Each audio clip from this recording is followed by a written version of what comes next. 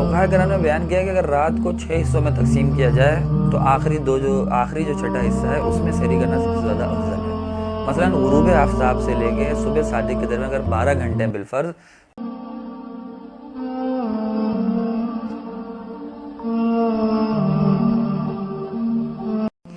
السلام علیکم ورحمۃ اللہ وبرکاتہ۔ ناظرین کرام، آج کا ہمارا موضوع ہے سحری اور اس سے متعلق مسائل کا بیان۔ ناظرین کرام، سحری سنت عمل ہے۔ آپ علیہ السلام نے ایک حدیث میں فرمایا ہے کہ یہود و نصارہ اور ہمارے روزوں کے درمیان سحری کا ہی فرق ہے، یعنی وہ سحری نہیں کھاتے اور ہم سحری کرتے ہیں۔ ایک اور حدیث میں آتا ہے، آپ علیہ السلام نے فرمایا اللہ تعالیٰ اور اس کے فرشتے سحری کرنے والوں پر اپنی رحمت نازل فرماتے ہیں۔ ایک اور حدیث میں آتا ہے، نبی کریم صلی اللہ علیہ وسلم نے فرمایا سحری کھانے میں برکت ہے، یہ بدن میں چستی اور جسم میں طاقت پیدا کرتی ہے اور چہرے پر اس سے بشاشت آتی ہے۔ ناظرین کرام، سحری کھانا مستحب ہے، اس لیے حتی المقدور کوشش کی جائے کہ کچھ بھی کھا لیا جائے، پی لیا جائے۔ اگر کچھ بھی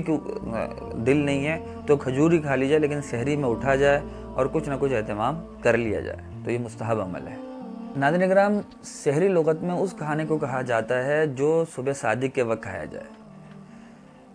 اور اس میں حتی المقدور تاخیر کرنا افضل ہے، یعنی جتنے آخری وقت میں کھایا جائے صبح صادق سے قبل۔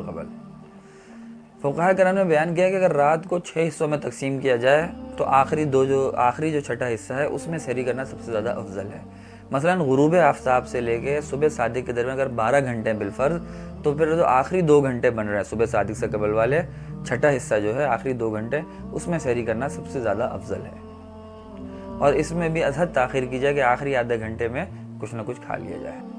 سحری سے متعلق ایک مسئلہ ناظرین کرام یہ ہے کہ اگر کسی کی سحری میں آنکھ نہیں کھلی بالفرض تو روزہ رکھنا بہرحال رمضان مبارک میں اس پہ فرض ہے۔ سحری نہ کرنے کی وجہ سے روزہ چھوڑنا ہرگز جائز نہیں ہے، اس نے روزہ رکھنا ہے، جب بھی اٹھے اسی وقت نیت کر لے، نصف النہار شرعی سے قبل۔ سحری سے متعلق اگلا مسئلہ ناظرین کرام یہ ہے کہ سحری میں اتنی تاخیر کرنا کہ صبح ہو جانے کا خدشہ ہو، شک لگے، یہ مکروہ ہے۔ تاخیر تو سحری میں افضل ہے، جیسے بار بار بیان کیا گیا، لیکن اتنی تاخیر کرنا کہ صبح ہونے کا خدشہ ہو، یہ مکروہ ہے۔ اور اگر بعد میں یہ واضح ہوا کہ میں نے جس وقت تک کھایا ہے وہ تو صبح صادق ہو چکی تھی اس وقت، تو یہ روزہ آپ کا ادا نہیں ہوگا، آپ کو قضا کرنی ہوگی اس روزے کی، اور یہ مکروہ بھی ہے اتنی دیر تک کھانا۔ لہذا جب صبح صادق کا جو بھی وقت ہے جو متعین بیان ہوا ہوتا ہے، اس سے 2 منٹ قبل آپ سحری کو چھوڑ دیں، یہ زیادہ بہتر ہے۔ اس شخص کا روزہ تو نہیں ہوگا، البتہ اس کو کچھ کھانے پینے کی اجازت بہرحال پھر غروب آفتاب تک نہیں ہوگی، بعد میں اس روزے کی قضا کرے گا۔ ناظرین کرام، سحری میں کھجور سے سحری کرنا الگ سنت ہے۔ روٹی یا سالن یا چاول یا کچھ کھانا ضروری نہیں ہے،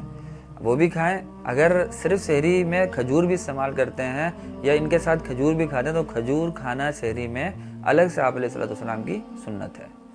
سحری سے متعلق ایک مسئلہ جو اہمیت کا حامل ناظرین وہ یہ ہے کہ جو صبح فجر کی اذان دی جاتی ہے وہ فجر کا وقت داخل ہونے کے بعد، صبح صادق داخل ہونے کے بعد دی جاتی ہے، لہذا بالکل اس اذان تک کھاتے رہنا یہ جائز نہیں ہے، مکروہ ہے۔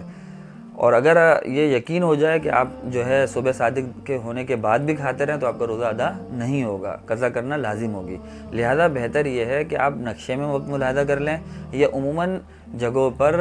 اس سحری کا وقت ختم ہونے سے وقت سائرن بجا دیا جاتا ہے، تو اس سائرن سے پہلے ہی، یا سب سے بہتر یہ ہے کہ نقشے میں دیکھ لیں کیا وقت ہے سحری کا آخری وقت، اس سے 1 منٹ قبل سحری کرنا چھوڑ دیں، تو یہ سب سے بہتر ہے۔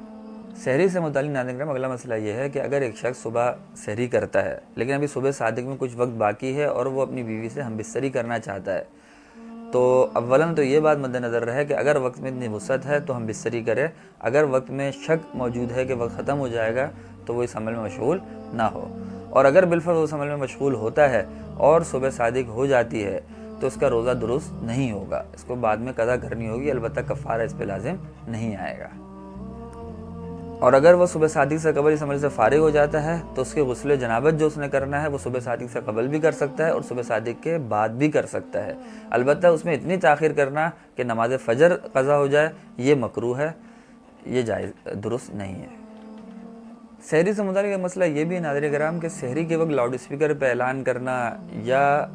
سائرن وغیرہ بجانا ویسے تو قرآن و سنت سے ثابت نہیں ہے، البتہ نکاح اور جنگ کے وقت دف بجانا جائز ہے، لہذا اس پر قیاس کر کے سحری کے لیے بھی سائرن بجانے کی یا کوئی دف وغیرہ بجانے کی فقہاء کرام نے اجازت دی ہے۔ البتہ بس اتنی ہی حد تک بجایا جائے کہ لوگوں کو پتہ چل جائے کہ سحری کا وقت ختم ہو گیا ہے۔ مسلسل بجاتے رہنا یا کوئی مسلسل ایسے کام کرنا کہ لوگوں کا ذکر و اذکار، تلاوت یا جو دوسرے اعمال صالحہ میں وہ مشغول ہیں وہ متاثر ہو رہے ہوں، یہ صحیح بات، یہ درست نہیں ہے، اس سے پرہیز کیا جائے۔ البتہ صرف سحری ختم ہونے کے وقت سائرن بجا دینا یا کوئی بھی ایسا عمل کر دینا جس سے جو ہے لوگوں کو یہ علم ہو جائے کہ سحری کا وقت ختم ہو گیا ہے، تو یہ جائز ہے۔ سحری کے بعد ناظرین کرام خلال کر کے کلی کر لینی چاہیے، اور اگر ممکن ہو اور دستیاب ہو تو مسواک بھی کر لی جائے تاکہ منہ میں کوئی ذرات یا کوئی ریشے بچ نہ جائیں۔